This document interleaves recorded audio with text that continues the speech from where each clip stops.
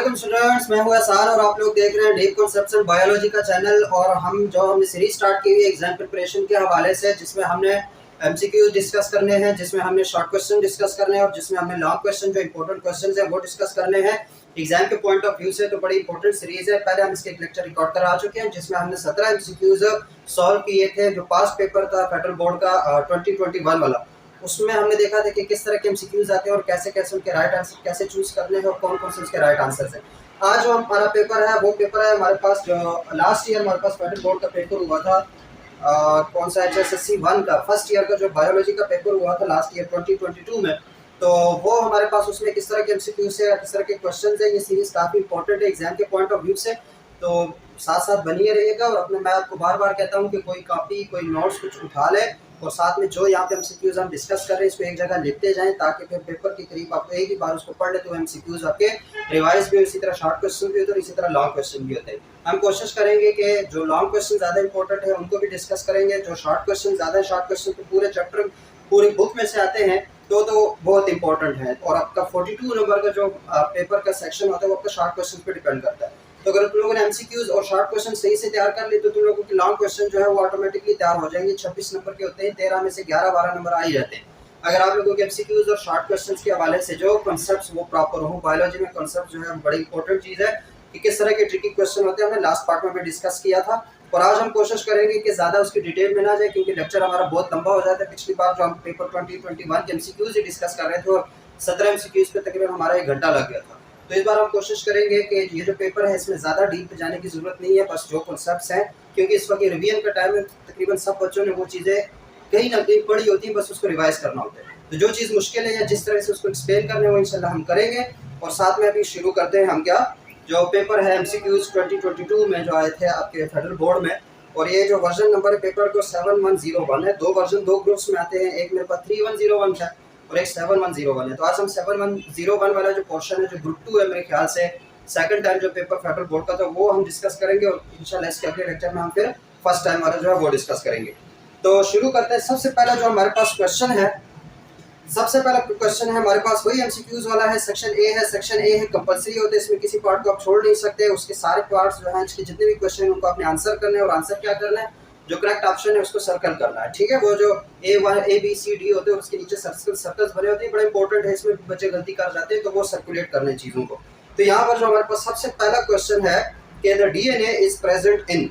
अब DNA जो है वो किस चीज़ में प्रेजेंट है। आगे 4 ऑप्शन है हमारे पास, माइटोकॉन्ड्रिया, क्लोरोप्लास्ट और सेंट्रियोल। एक ये है, एक हमारे पास है माइटोकॉन्ड्रिया, क्लोरोप्लास्ट और प्लाज्मिड। तीसरा हमारे पास है क्लोरोप्लास्ट है, सेंट्रियोल है और प्लाज्मिड है। और चौथा हमारे पास है माइटोकॉन्ड्रिया, सेंट्रियोल और प्लाज्मिड। ठीक है, तो अब देखो डीएनए किस किस में प्रेजेंट होता है। माइटोकॉन्ड्रिया सारा जो है ना चैप्टर नंबर 1 से है कि चैप्टर नंबर 1 से हमेशा पहले एमसीक्यूज तकरीबन चैप्टर 1 से जरूर आते हैं। लाइसोसोम से आ सकता है, जैसे हमारे पास क्लोरोप्लास्ट है, माइटोकॉन्ड्रिया कहीं से भी आ सकते हैं, लेकिन चैप्टर 1 से पहले एमसीक्यूज तकरीबन आता ही है।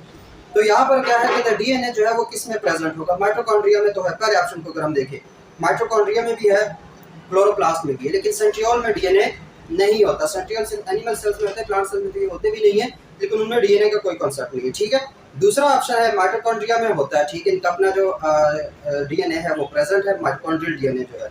क्लोरोप्लास्ट में भी होता है, ये भी ठीक है, क्योंकि क्लोरोप्लास्ट के अंदर भी अपना डीएनए होता है। जो सिम्बियोसिस की थ्योरी हम सेकंड ईयर वालों को तो ज़्यादा पता होगा, उसमें वहाँ पे सिम्बियोसिस की जो थ्योरी है कि ये जो सिम्बियट्स कैसे बने थे और ये हमारे पास सेल के अंदर माइटोकॉन्ड्रिया और क्लोरोप्लास्ट कैसे है, तो उसके बारे में प्रॉपर थ्योरी है। तो इन दोनों में भी होता है। तीसरा प्लाज्मिड जो है, अगर याद हो तो इसी चैप्टर 1 के आखिर में है या फिर चैप्टर 6 में है कि प्लाज्मिड क्या होते हैं। प्लाज्मिड बैक्टीरिया के अंदर और इवन जो यीस्ट है, फंजाई है, उसके अंदर भी प्लाज्मिड हमारे पास है, स्मॉल सर्कुलर डीएनए होते हैं। क्या होते हैं, स्मॉल सर्गासी बैक्टीरिया के अंदर एक लॉन्ग डीएनए होता है, लेकिन साथ में कुछ प्लाज्मिड भी होते हैं जो कि स्मॉल सर्कुलर डीएनए है। और ये प्लाज्मिड हमारे पास बायोटेक्नोलॉजी में बहुत ज़्यादा इंपॉर्टेंट है। किसमें, बायोटेक्नोलॉजी में, कि जितनी भी हम जीन मॉडिफिकेशन वगैरह करते हैं, जितने हमारे पास रिकॉम्बिनेंट डीएनए टेक्नोलॉजी है, उसमें प्लाज्मिड का बहुत बड़ा रोल है, चाहे वो यीस्ट का हो चाहे वो बैक्टीरिया का हो। तो ये भी हमारे पास एक्चुअली में क्या होता है, स्मॉल सर्कुलर डीएनए होता है। तो यहाँ का जो पहला ऑप्शन है वो कौन सा इसका करेक्ट होगा, ऑप्शन बी करेक्ट होगा। और वो कौन सा होगा कि माइटोकॉन्ड्रिया में भी डीएनए है,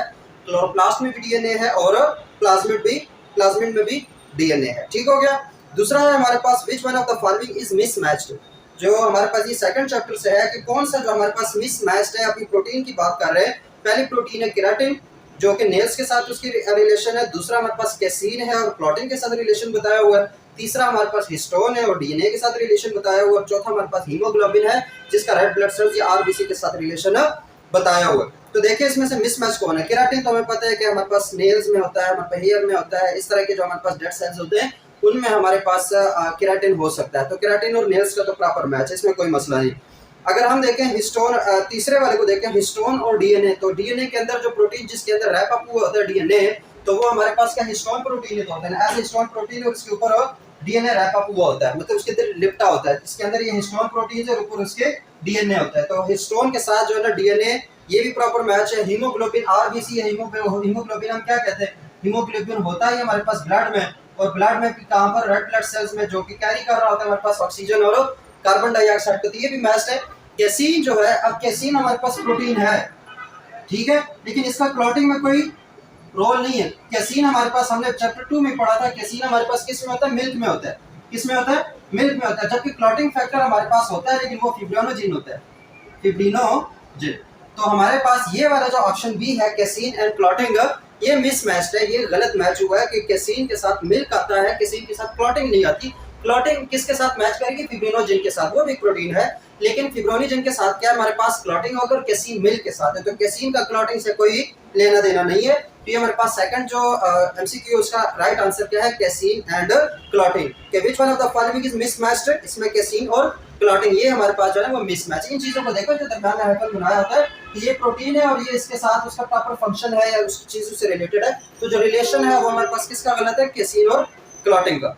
तीसरा हमारे पास क्या है, तीसरा है हमारे पास the technique used to separate fragments of charge bearing polymers. ये भी हमारे पास चैप्टर 1 है और उसके पहले जो टॉपिक्स हैं जो हमारे पास टेक्निक्स हैं साइंस में, बायोलॉजी में यूज होने वाले, तो उसके बारे में बताया गया है।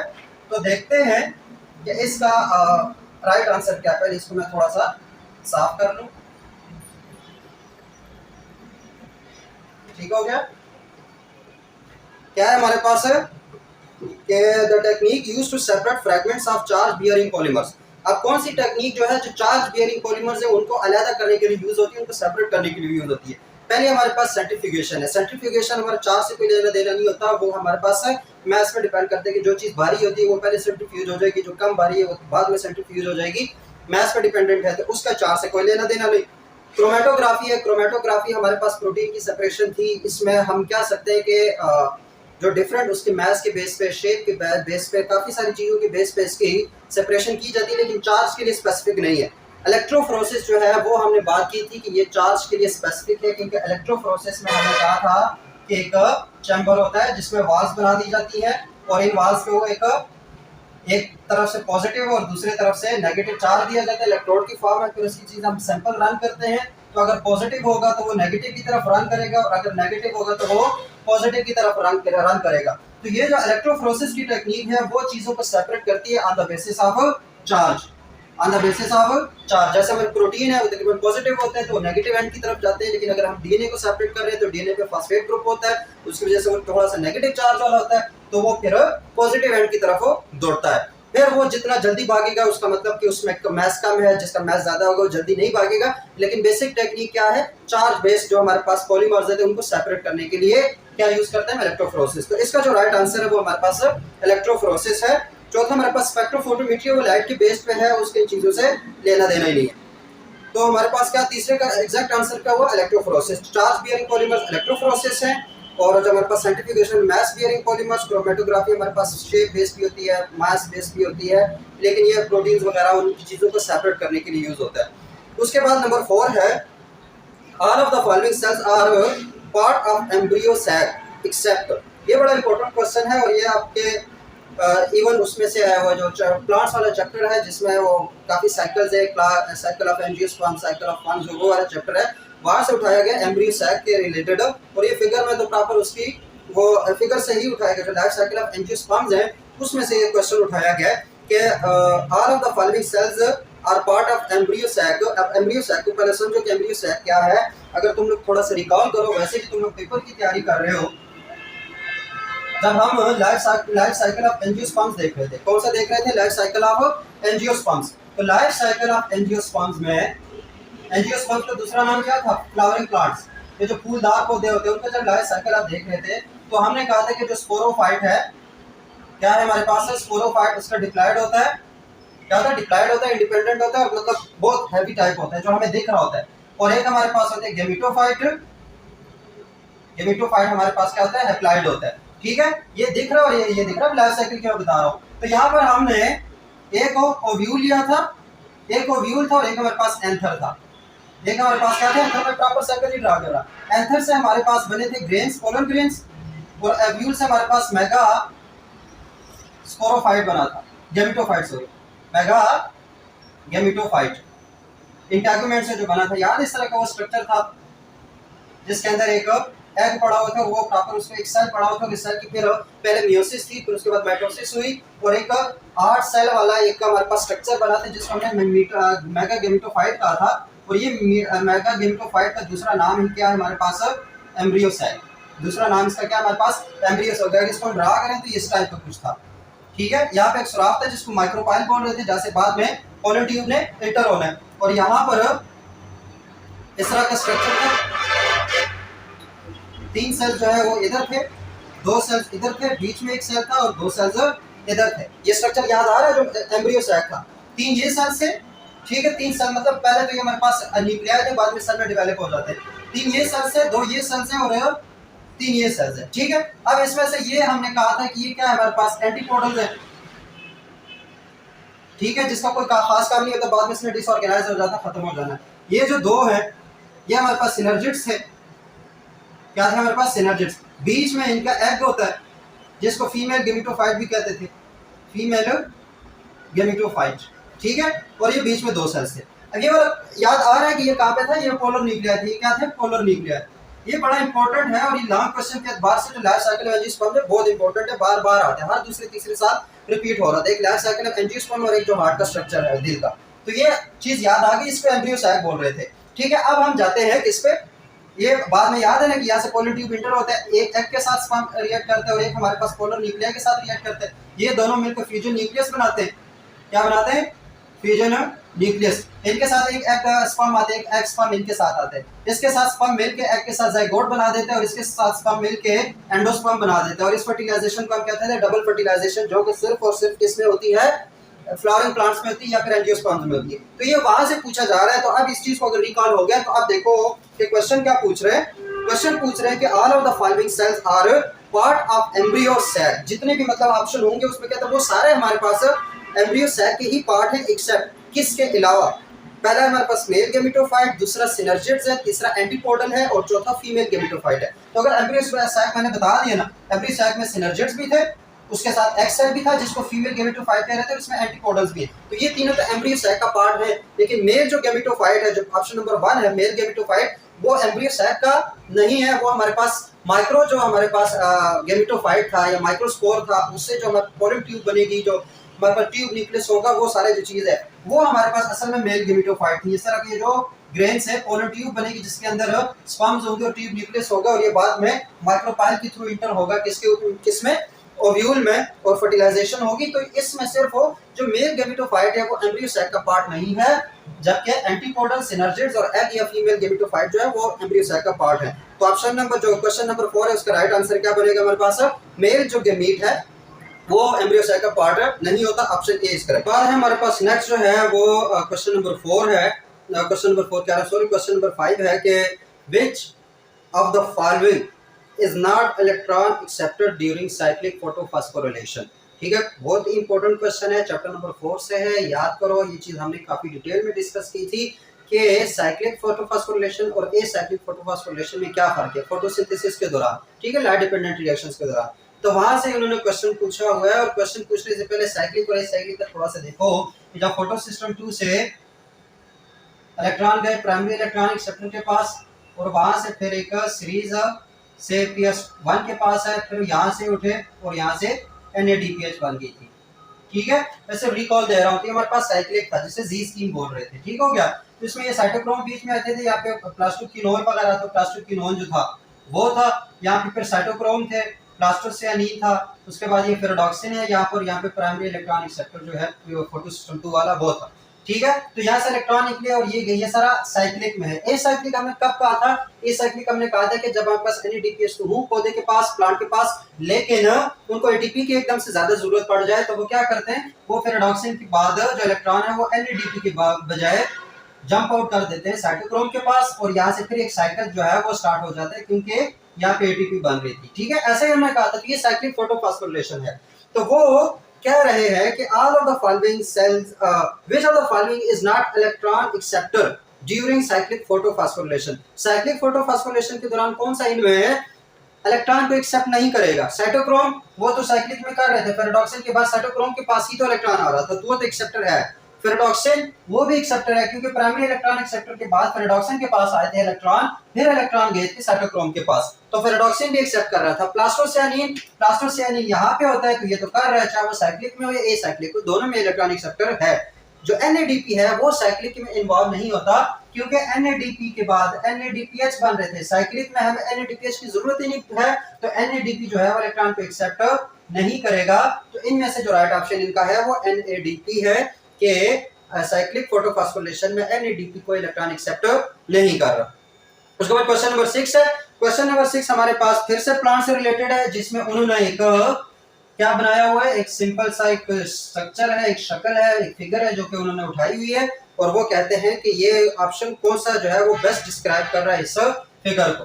फिगर इस टाइप की है, ठीक है, यहाँ पे कुछ डॉट्स हैं और कुछ जड़ है यहाँ पे ऐसे, ठीक है, ये रजाइड्स हैं। और ये वाला जो अगर याद करो तो प्लांट वाला चैप्टर था उसमें लाइफ साइकिल ऑफ फन जो है एडियंटम को जो हम देख रहे थे, एडियंटम को हम देख रहे थे, लाइफ साइकिल ऑफ फंस या फिर जिम्नोस्पर्म्स, तो वहां पे ये वाली स्ट्रक्चर, ये वाली शक्ल जो है वो वहां पे मौजूद थी। तो ये वाली शक्ल उन्होंने दी हुई है, ये स्ट्रक्चर है, और वो कह रहे हैं कि कौन सा ऑप्शन को बेस्ट डिस्क्राइब करेगा। अब अगर इसको थोड़ा सा याद हो तो यहाँ पे एक फंस था जिसका प्रॉपर एक पौधा था, ठीक है, जिसके इस तरह के पत्ते थे बड़े प्यारे प्यारे से, यहाँ पे मैं इसको ड्रा कर रहा हूँ, लेकिन वो फंस वाला जो था, हमने कहा था कि ये स्पोरोफाइट है। क्या है? स्पोरोफाइट है, जो कि हमारे पास डिप्लॉयड होता है। क्या होता है? डिप्लॉयड होता है। और ये गैमेटोफाइट है, ये क्या हमारे पास है? गैमेटोफाइट है, जो कि हैप्लॉइड है। इतना हमें बिलफर्ज इतना हमें पता है, तब भी देखो ये क्वेश्चन कैसे हल होगा। पहला ऑप्शन है हैप्लॉइड ग्रीन स्पोरोफाइट। स्पोरोफाइट तो ये है नहीं, तो स्पोरोफाइट वाली जितने भी हमारे पास ऑप्शंस है उनको निगलेक्ट कर दो। ऐसे ही हैप्लॉइड ग्रीन स्पोरोफाइट, स्पोरोफाइट का नाम आ गया, निकाल दो, ये तो नहीं है। डिप्लॉयड ग्रीन गैमेटोफाइट, अब ये हो सकता है क्योंकि गैमेटोफाइट तो ये है, ठीक है, ये हो सकता है। अभी इसको रखो, टिक नहीं करो, रखो अभी। तीसरा हमारे पास है डिप्लॉयड इंडिपेंडेंट स्पोरोफाइट, फिर स्पोरोफाइट आ गया तो स्पोरोफाइट को निकाल दो। चौथा हमारे पास है हैप्लॉइड इंडिपेंडेंट गैमेटोफाइट। अब गैमेटोफाइट वाले दो हैं, एक हैप्लॉइड है, एक क्या है हमारे पास डिप्लॉयड है। तो ये तो हमारे पास होता है हैप्लॉइड, क्या होता है? N होता है ना हैप्लॉइड, और ये होता है डिप्लॉयड। तो जहां पर डिप्लॉयड ग्रीन गैमेटोफाइट है उसको भी निकाल दो क्योंकि डिप्लॉयड नहीं है, तो पीछे हमारे पास कौन सा रह जाता है? Haploid gametophyte. अब देखो प्रॉपर तो ये इंडिपेंडेंट भी होता है, तो अगर किसी ने वो क्वेश्चन सही से तैयार किया, वो फंस के लाइफ साइकिल अगर सही पता हो तो फिर तो इजी है, क्योंकि प्रॉपर एक लाइन लिखी हुई है कि जो हमारे पास फंस का या एडियंटम का जो गैमेटोफाइट होता है वो इंडिपेंडेंट भी होता है और वो हमारे पास हैप्लॉइड भी होता है, तो वो पूरी लाइन लिखी हुई है। लेकिन जिसको अगर नहीं पता भी तो फिर इसको कैसे एनालाइज कर सकते, थोड़ी सी इंफॉर्मेशन के साथ, वो मैंने बता दिया। तो इसका जो राइट आंसर है वो आंसर नंबर डी है, हैप्लॉइड इंडिपेंडेंट गैमेटोफाइट। उसके बाद क्वेश्चन नंबर 7 है कि एगैरिकस जो है वो किससे बिलोंग करता है? एगैरिकस क्या है? हमारे पास साइंटिफिक नेम है एगैरिकस, साइंटिफिक नेम है मशरूम्स का। किसका? मशरूम्स का। मशरूम्स क्या है? फंजाई है, तो ये फंजाई की किसी क्लास से बिलोंग करता होगा, ठीक है। तो आपको कहते हैं कि हमारे पास एक बेसिडोमाइकोटा है, ऑप्शन जो है, एक एस्कोमाइकोटा है, एक ऊमाइकोटा है और एक जाइगोमाइकोटा है। ऊमाइकोटा को तो वैसे निकाल दो क्योंकि प्रॉपर फंजाई नहीं होते बल्कि फंगस लाइक प्रोटिस्टा होते हैं, ठीक है, जिसमें वो वाटर मोड्स आ रहे थे। उसकी दूसरी जो कैटेगरी थी वो मिक्सोमाइकोटा की थी, जो इसमें स्लाइम मोड्स आ रहे थे, तो वो दोनों तो हमारे पास फंगस लाइक स्ट्रक्चर्स होते हैं, प्रोटिस्टा होते हैं, वो तो फंजाई है ही नहीं। एगैरिकस फंजाई है, मशरूम प्रॉपर फंजाई है, तो ऊमाइकोटा को निकाल दो। पीछे रह जाते हैं एस्कोमाइकोटा। एस्कोमाइकोटा में यीस्ट टाइप की चीजें आती हैं। जाइगोमाइकोटा में राइजोपस जो है पहला हमारे पास, जिसमें वो जाइगोट बनता है और उसमें वो कंजुगेशन होती है, वो दो इस तरह से आपस में मिल जाते थे, अगर याद हो तो, ठीक है, वो दो आपस में कंजुगेशन से मिल जाते थे, तो वो हमारे पास जाइगोमाइकोटा है। जो बेसिडोमाइकोटा वो कप शेप्ड होते हैं और हमारे पास मशरूम भी कप शेप्ड है। तो इसका जो राइट आंसर है जो एगैरिकस, वो हमारे पास किससे बिलोंग करता है?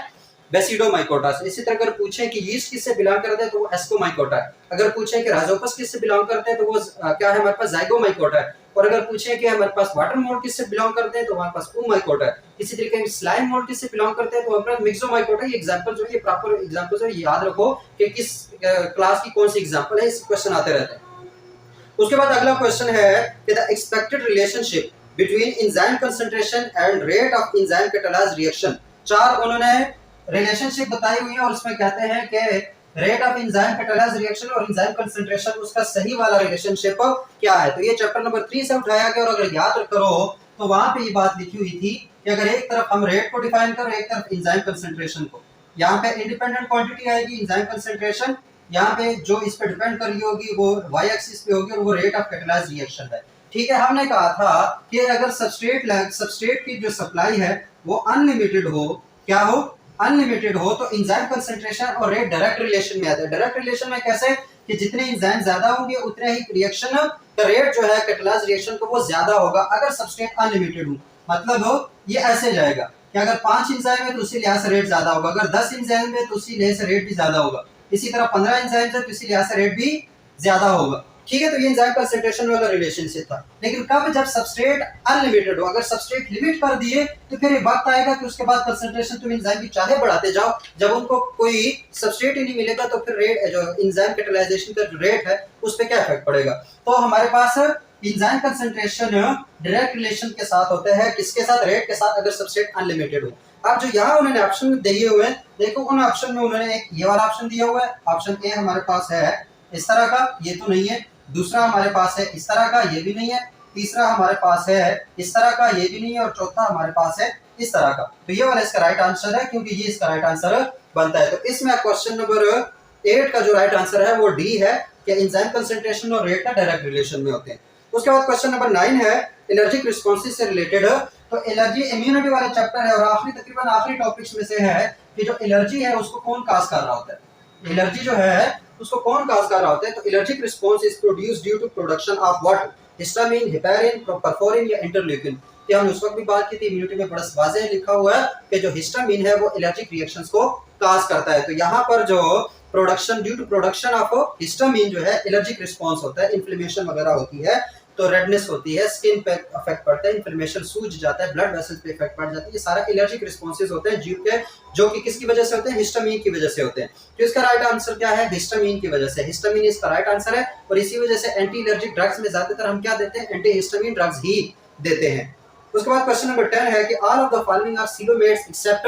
अब ये सीलोमेट्स क्या होते हैं, वही बॉडी कैविटी से रिलेटेड है जो हमारे पास किसमें था, एनिमल्स वाले किंगडम में था, जो किंगडम एनिमलिया का चैप्टर है उसमें हमने देखा था कि जो बॉडी कैविटी जो होती है एक्टोडर्म, बॉडी कैविटी क्या है, जब मेसोडर्म प्रॉपर्ली वो उसके दरमियान कोई कैविटी बनती है तो वो सीलोम कहलाती है, उसको प्रॉपर सीलोमेट्स कहते हैं। अब किसी में प्रॉपर बनती है, किसी में नहीं बनती, किसी में बंद हो जाती है लेकिन प्रॉपर नहीं होती। तो उसी लिहाज से बॉडी की मतलब ये सिलोमेट्स की 3 टाइप्स है। सिलोमेट्स की कह रहा हूँ, एनिमल्स की 3 टाइप्स हो जाती है। एक हमारे पास ए सिलोमेट्स है जिसमें कोई कैविटी बनती नहीं है, दूसरा सूडो सिलोमेट्स और तीसरा सिलोमेट्स है।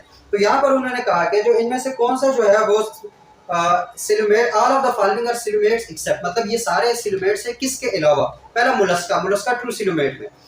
उसके बाद दूसरा है एसेलमेंथीज या निमेटोड। तो ये हमने अगर वहां पे अगर तुम लोगों को याद आ रहा हो तो यहाँ पर जो कैविटी बनती थी एसेलमेंथीज में या निमेटोड में, वो एक्टोडर्म, एंडोडर्म और मेसोडर्म के दरमियान बनती थी जो कि प्रॉपर कैविटी नहीं थी, तो वो सीडोसिलोमेट में आ जाते थे। तीसरा हमारे पास एनिलिडा है, ये भी प्रॉपर हमारे पास क्या है, सिलोमेट है। और आर्थ्रोपोडा भी सिलोमेट है। तो इसका जो राइट आंसर बनता है वो एसेलमेंथीज बनता है क्योंकि एसेलमेंथीज हमारे पास क्या थे, सूडोसिलोमेट थे, सिलोमेट नहीं थे। उसके बाद टैग थ्योरी है, अगला जो क्वेश्चन है क्वेश्चन नंबर 11 कि tag theory includes all of the following. Tag theory क्या थी, ट्रांसपोर्टेशनल पुल वाली। टैग थ्योरी क्या थी कि हमारे पास ट्रांसपोर्टेशन इन प्लांट्स है, उसमें बेसिक 4 फोर्सेस इन्वॉल्व होती है। ट्रांसपिरेशन, पहला हमारे पास क्या है, ट्रांसपिरेशन। दूसरा हमारे पास एडहेजन है, तीसरा हमारे पास कोहेजन है और चौथा हमारे पास टेंशन है। ये 4 बेसिक फोर्सेस जो है वो इन्वॉल्व होती है ट्रांसपोर्टेशन इन प्लांट्स में। तो वो कहते हैं कि tag theory includes all of the following except, किसके अलावा सारी जो है टैग थ्योरी का पार्ट है। ट्रांसपिरेशन है पहला, तो वो तो टैग थ्योरी का पार्ट है, ये ठीक है। उसके बाद टेंशन है, वो भी टैग थ्योरी का पार्ट है, तो ये भी इसमें आ जाएगा। उसके बाद तीसरा है एडहियन, तो एडहियन भी हमारे पास टैग थ्री के ही पार्ट है। चौथा रह जाता है ट्रांसलोकेशन, ट्रांसलोकेशन टैग थ्री का पार्ट नहीं है, तो इसका जो राइट आंसर बनेगा कि tag three includes all of the following except translocation, कि ट्रांसलोकेशन जो है वो टैग थ्री का पार्ट नहीं होगा। क्वेश्चन नंबर 12 है an organism with chlorophyll A, phycobilins and heterocyst is, अब आगे चार ऑप्शन है, bacterium, B alga, C cyanobacterium और डी स्लाइम मोल्ड्स। देखो उसमें क्लोरोफिल ए भी है, उसमें फाइकोबिलेंस भी है, तो अब फाइकोबिलेंस से तुम लोगों को याद हो जाना चाहिए कि फाइकोबिलेंस हमारे पास कौन से फोटोसिंथेटिक बैक्टीरिया में थे, जिसको हम साइनोबैक्टीरिया बोल रहे थे या जिसको हम ब्लू ग्रीन बैक्टीरिया बोल रहे थे। तो ये उसमें हमारे पास फाइकोबिलेंस है, दो टाइप्स के फाइकोबिलेंस है, एक फाइकोसियानिन जो कि ब्लू पिगमेंट था, एक फाइकोएरिथ्रीन जो कि रेड पिगमेंट था, और ये दोनों एक्सेसरी पिगमेंट थे फॉर क्लोरोफिल ए। तो हमारे पास जो साइनोबैक्टीरियम है उसके अंदर क्लोरोफिल ए भी होता है, फाइकोबिलेंस भी होते हैं और साथ में हेटेरोसिस्ट भी होता है। हेटेरोसिस्ट हमने कहा था कि कुछ सेल्स के बाद फिर ये रिपीट होता है, हेटेरोसिस्ट जो थोड़ा सा बड़ा भी होगा, थोड़ा सा थिक लेयर वाला भी होगा, और इसके अंदर नाइट्रोजन फिक्सेशन हो रही थी साइनोबैक्टीरियम के अंदर, ये चीजों को हमने अब तक तसल्ली से देखा था। तो वो ये वाला हेटेरोसिस्ट हो, फाइकोबिलेंस हो और क्लोरोफिल ए हो, ये सारी चीजें जो प्रेजेंट होती है वो साइनोबैक्टीरियम में होती है। एल्गा जो है, जो एलजी है, उसमें हमारे पास क्लोरोफिल ए तो हो सकता है, लेकिन उसमें जो एक्सेसिव पिगमेंट्स है वो कैरोटीनॉइड्स आ जाती है, फाइकोबिलेंस नहीं होती। उसके बाद स्लाइम मोल्ड जो है उसमें तो क्लोरोफिल नहीं होता क्योंकि वो फंगस लाइक स्ट्रक्चर है। बैक्टीरियम में भी क्लोरोफिल नहीं होता, या फाइकोबिलेंस अगर हो भी तो क्लोरोफिल वगैरह नहीं होता क्योंकि फोटोसिंथेटिक नहीं है। तो इसका जो राइट आंसर है वो साइनोबैक्टीरियम है, ऑप्शन सी। उसके बाद क्वेश्चन नंबर 13 है कि ह्यूमन के स्टमक में HCl is secreted by, HCl को कौन सिक्रेट करे, चार ऑप्शन है, oxyntic cells, mucus cells, zymogen cells या चीफ सेल्स। तो देखो पिछले पेपर में क्या आया था कि गैस्ट्रिन और इसका क्या रिलेशन है, चीफ सेल्स का, और इसको पेप्सिनोजेन से रिलेटेड आया था। इसमें क्या है कि HCl को कौन रिलीज कर रहा है, तो इसकी वजह से देखिए कि कौन सा टॉपिक ज्यादा इंपॉर्टेंट है जिसमें से बार-बार क्वेश्चन आ रहा है, इस चीज का अंदाजा लगाओ।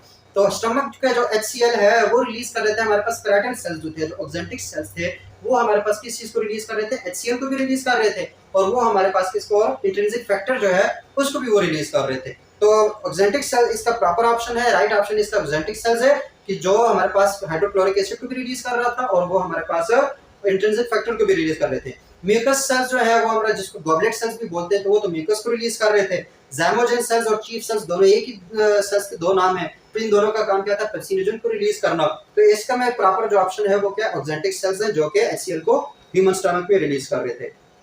उसके बाद वायरस से चैप्टर से आया हुआ है, चैप्टर क्वेश्चन नंबर 14 के the causative agent of cotton curl disease of leaf, जो कॉटन कर्ल लीफ डिजीज थी वो कौन कर रहा था, प्रॉपर एक लाइन है, अगर मैं उसको यहाँ पे अगर वो याद भी नहीं आ रहा तो देखो प्राइन्स वायरसेस ही नहीं है, जबकि cotton curl leaf disease proper virus जो है उसकी बीमारी है। तो प्राइन्स और वायरस बीमारी मतलब वायरसेस है नहीं, तो उनको तो निकाल दो, पीछे रह जाएंगे herpes virus. Herpes virus human में जो हर्पीज सिम्प्लेक्स काज कर रहे थे, तो ये कॉटन कर्ल जो है वो तो प्लांट की डिजीज है, तो ये तीनों निकल के पीछे रह गए हमारे पास बैगमो वायरस, जो इसका प्रॉपर आंसर है। तो एक तो इस लिहाज से भी कर सकते हो, अगर वैसे भी आता हो तो जो कॉटन कर्ल लीफ डिजीज है वो बैगमो वायरस की वजह से काज होता है, जबकि प्राइन्स जो है वो कुरू की डिजीज काज कर रहे थे ह्यूमन में, और जो वायरस है वो हमारे पास हेपेटाइटिस डी में इन्वॉल्व थे। हर्पीज वायरस जो है वो HSV1 जो हमारे पास हर्पीज सिम्प्लेक्स डिजीज है, जिसमें वो फोड़े निकल आते हैं, गंदे पीप वाले फोड़े पूरी बॉडी में निकल आते हैं, वो हर्पीज सिम्प्लेक्स जो हमारे पास है, तो वो वाली बीमारी काज कर रहे थे। तो जो कॉटन कर्ल लीफ डिजीज है वो हमारे पास कौन सा है, बैगमो वायरस से उसको काज कर रहे थे। उसके बाद क्वेश्चन नंबर 15 है कि which one of the following characteristics is not related to algae, इसमें से कौन सा जो है एलजी की कैरेक्टरिस्टिक्स या एलजी की खूबी नहीं है। पहला है मल्टी सेलुलर सेक्स ऑर्गन्स, दूसरा हमारे पास नो एम्ब्रियो फॉर्मेशन, तीसरा है क्लोरोफिल ए एंड कैरोटीनॉइड्स, चौथा हमारे पास आर सिंपल मल्टी सेलुलर। तो क्या एलजी को हम शुरू से वो पढ़ना शुरू कर देते टॉपिक में, सबसे पहले बात उन्होंने ये लिखी है कि ये मल्टी सेलुलर भी हो सकते हैं, यूनिसेलुलर भी हो सकते हैं, तो ये बात तो ठीक है कि ये एलजी मल्टी सेलुलर भी हो सकती है, इवन फिलामेंटस भी हो सकती है, वो तीन तरह की जो थी। उसके बाद है क्लोरोफिल ए एंड कैरोटीनॉइड्स, ये भी एलजी में क्लोरोफिल ए भी हो सकता है, कैरोटीनॉइड्स भी हो सकते हैं। उसके बाद ये बात भी ठीक है कि एलजी में कोई भी एम्ब्रियो फॉर्मेशन नहीं होती उसमें, क्योंकि वो जो ज़ाइगोट है उसके गिर कोई प्रोटेक्टिव लेयर नहीं बनती एलजी में, तो हमारे पास ये बात भी ठीक है कि एलजी में एम्ब्रियो की फॉर्मेशन नहीं होती। चौथा हमारे पास रह जाता है जो पहला ऑप्शन है कि have multi cellular sex organs, ये एलजी का काम नहीं है, एलजी में यूनिसेलुलर सेक्स ऑर्गन्स होते हैं, मल्टी सेलुलर सेक्स ऑर्गन्स किस में होते हैं, प्लांट्स में होते हैं। ये उन्हीं में डिफरेंशिएट करने के लिए भी है कि प्लांट्स में मल्टी सेलुलर सेक्स ऑर्गन्स होते हैं जबकि एलजी में यूनिसेलुलर सेक्स ऑर्गन्स होते हैं। अगला क्वेश्चन हमारे पास है कि thickest layer of left ventricle of human जो है वो क्या है हमारे पास, वो इसका जो राइट ऑप्शन, चार ऑप्शन है, एपिकार्डियम, मायोकार्डियम, एंडोकार्डियम या पेरिकार्डियम। इसका जो राइट ऑप्शन है वो मायोकार्डियम है, क्योंकि जो वेंट्रिकल है उसमें जो थिकनेस है वो डिपेंड करते हैं मायोकार्डियम में। ठीक है, तो मायोकार्डियम सबसे थिकेस्ट होता है, फिर जो लेफ्ट का है वो सबसे ज्यादा थिकेस्ट होता है। इवन अगर राइट का 1 है तो हमारे पास जो लेफ्ट वेंट्रिकल है उसका 3 टाइम्स ज्यादा थिकनेस होगी, क्योंकि उसने पूरी बॉडी को ब्लड जो है वो पंप करना होता है। तो जो थिकेस्ट लेयर है लेफ्ट वेंट्रिकल की ह्यूमन हार्ट में वो मायोकार्डियम है। आखिरी हमारे पास transfer of antibodies from one individual to another individual. ये सिंपल डेफिनेशन है हमारे पास किसकी, नेचुरल पैसिव इम्यूनिटी की, कि जब एक एंटीबॉडी एक इंडिविजुअल से दूसरे इंडिविजुअल में एंटीबॉडीज आती है तो उस प्रोसेस को क्या बोलते हैं, नेचुरल पैसिव इम्यूनिटी। तो ये हमारे पास इसका जो राइट ऑप्शन है वो क्या है, नेचुरल एक्टिव है, आर्टिफिशियल एक्टिव है, नेचुरल पैसिव है या आर्टिफिशियल पैसिव है। तो इसका राइट ऑप्शन है हमारे पास नेचुरल पैसिव इम्यूनिटी। होप्स आप लोगों को ये चैप्टर यहीं पे जो पेपर है वो यहीं पे एंड हो जाता है क्वेश्चन नंबर 17 पे। तो समझ आ गई होगी कि हमने क्या क्या चीजें पढ़ी और हम क्यों इस एमसीक्यूज की तरफ जा रहे हैं और ये इतने ज्यादा इंपॉर्टेंट क्यों है, ताकि हमें पता चले कि पेपर में किस टाइप के एमसीक्यूज आ सकते हैं। तो अगर जो लेक्चर्स हैं वो अच्छे लग रहे हैं तो यार सब्सक्राइब कर लिया करो, क्योंकि तुम्हारी सब्सक्रिप्शन जो है वो मुझे मोटिवेट करती है कि मैं आपको मजीद इस तरह के अच्छे अच्छे लेक्चर्स और जिसमें बहुत ज़्यादा डीप कॉन्सेप्ट्स में बंदा जाए अच्छी तरीके से समझाए, तो वो हमें यही चीज़ मोटिवेट करती है। तो सब्सक्राइब कर लिया करो और पेपर के लिए बहुत अच्छी तैयारी करो। अभी आपके पास काफ़ी टाइम है, 14 दिन, मतलब आज 17 है तो 14 डेज बहुत ज़्यादा है आपके पेपर शुरू होने में, तो बहुत अच्छी तैयारी हो सकती है। मुझे भी अपनी दुआओं में याद रखो और ख़ुद भी अपना ख्याल रखो। अल्लाह हाफिज़।